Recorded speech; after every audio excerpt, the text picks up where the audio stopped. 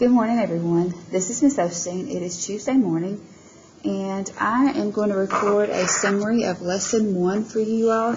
You are assigned to read Chapter 1, Lesson 1, Rome's Decline, and I also posted the main ideas. It was either yesterday or the day before in my Google Classroom.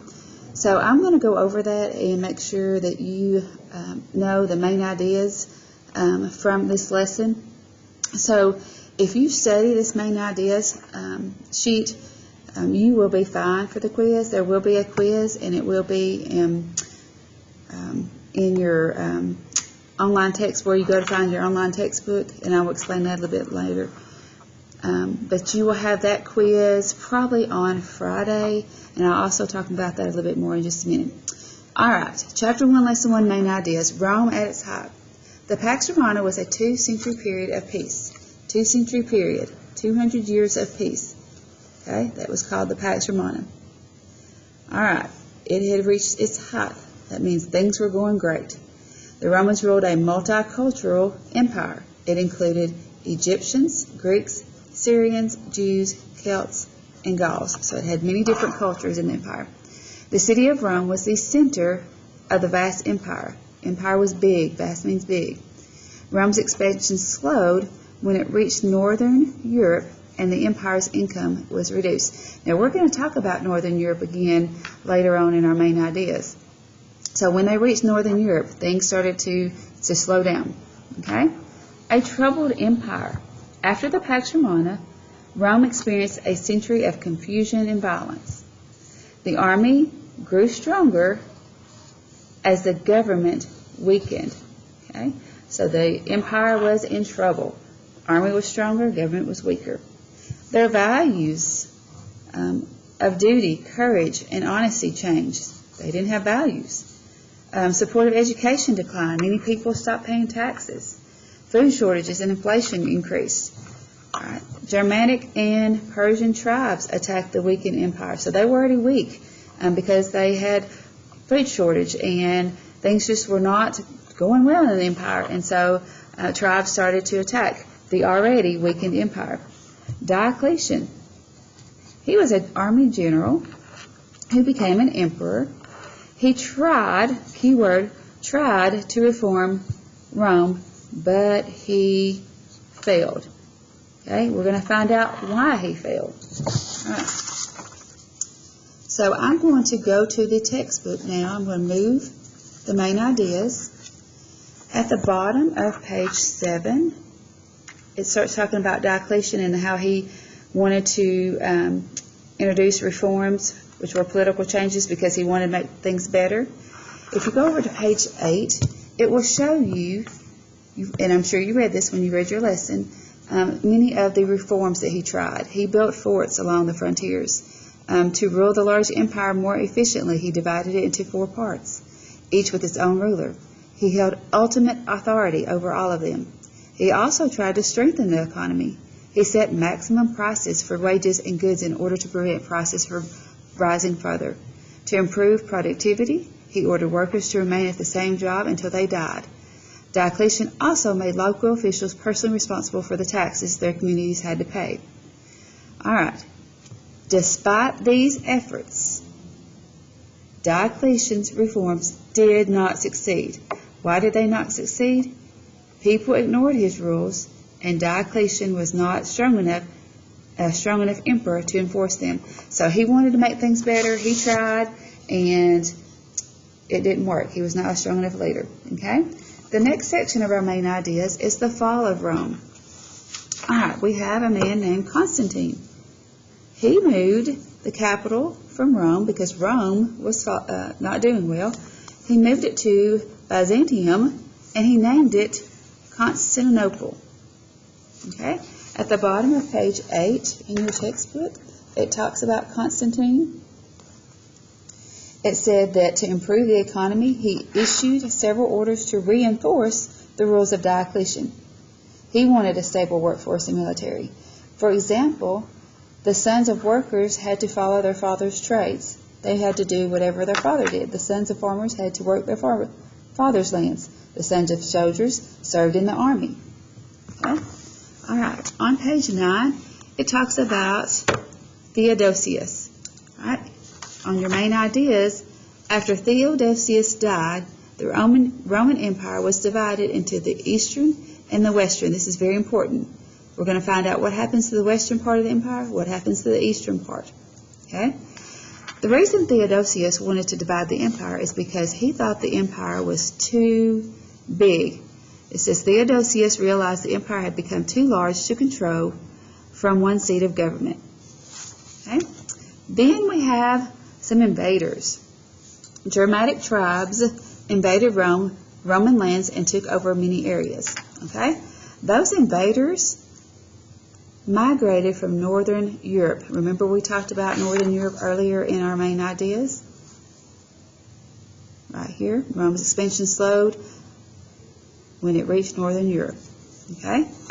So during the late 300s and 400s, many Germanic tribes migrated from Northern Europe and fought to expand their hold over Roman territory.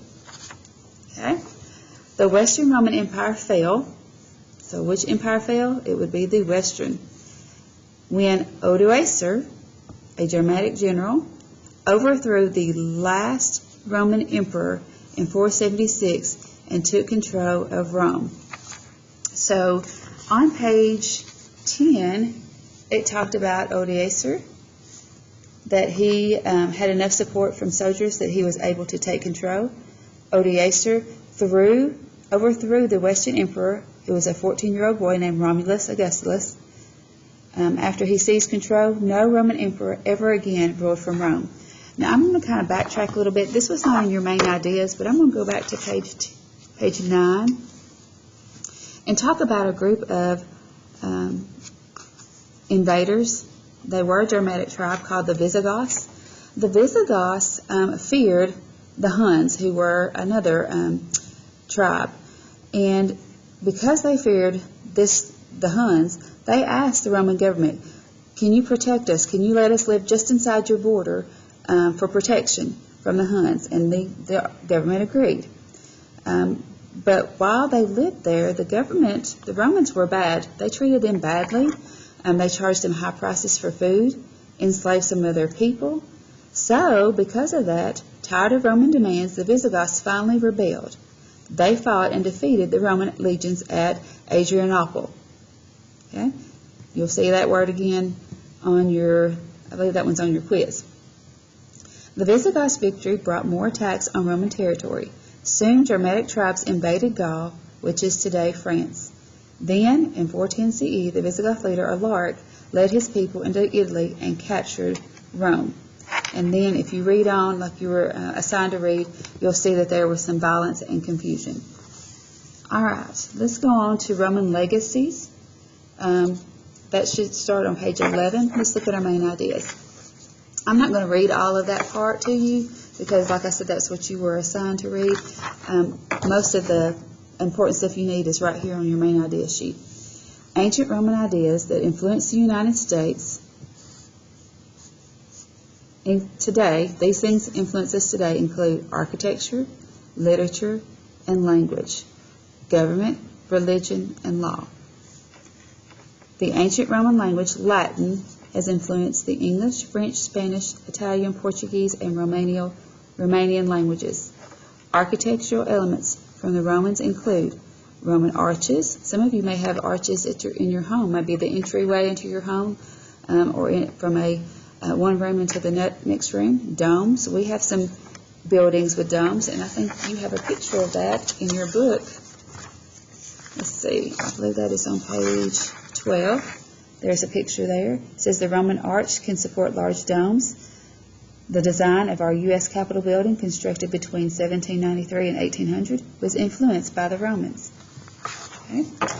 Then we have the use of concrete. Okay, we still use concrete today. The first week that school started, I had workers outside my classroom, and they were pouring concrete for a sidewalk. The Roman road system allowed the spread of Christianity. All right, that is the gist or a summary of Lesson 1. So like I said, you were assigned to read Lesson 1. You were also assigned the guided reading questions. I know some of you tried and it didn't work. and I appreciate that you did that. I appreciate that you gave it an effort. I will give you credit for doing that. If you had issues, please let me know. I am trying to record a video on Flipgrid on how to access the online textbook. I did post several detailed steps on how to access your online textbook. My Chromebook has had my laptop has had some issues. It has to be updated, so I've not been able to access certain programs that I have been wanting to use. So bear with me. Things are kind of starting off slow, but once we get going, things will smooth out and everything will be great. So just remember to be patient. I want to make this as easy for you as I do for me. So if you have any questions, please let me know. Let me go back and talk about the quiz. Now, you will have a quiz. It will be, you will access it through Clever. Go through Clever, go to McGraw-Hill, and when you go there, you will go to assignments, and that's where your quiz will be listed. Okay? My in-class students are taking the quiz tomorrow. I'm not going to have you do the quiz until, I think I'll do Friday, because I want to make sure you have enough time to prepare. So if you've read the lesson, and you have looked at the main ideas and studied the main ideas, and you've watched my videos, I promise you, you're going to do great on the quiz. Now, the quiz is 10 questions. The first 5 questions are fill in the blank, and the last 5 questions are multiple choice. Because the first 5 questions are fill in the blank, I'm going to give you the choices that you can pick from to fill in the blank, to fill in your answers. Okay? I think you will do great. Like I said, if you've read your lesson and you've studied these main ideas and you have listened to this video, you are going to do great. Okay? I hope you all are doing well, and I hope to schedule a Google Meets with you all soon. I'll talk to you soon.